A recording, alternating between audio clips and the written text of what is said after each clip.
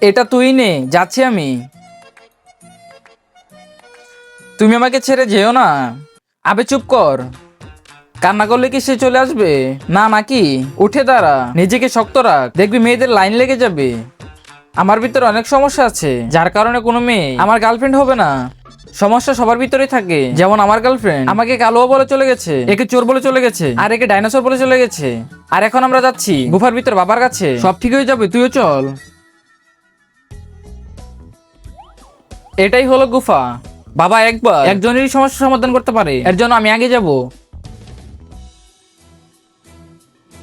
বাবা কি? আমার গার্লফ্রেন্ড আমাকে কালো বলে চলে গেছে, আমাকে সুন্দর হওয়ার ওষুধ দাও। এই নে, এটা লাগানোর সময় তুই সুন্দর হয়ে যাবি। তার আগে দেখবো কে শয়তানকে হারিয়ে মা বাবাকে ভালোবাসতে পারে।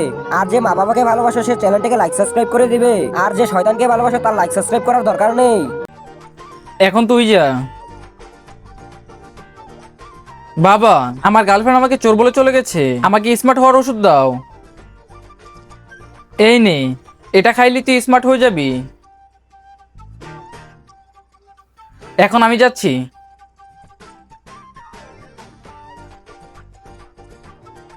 এখন আমি যাই।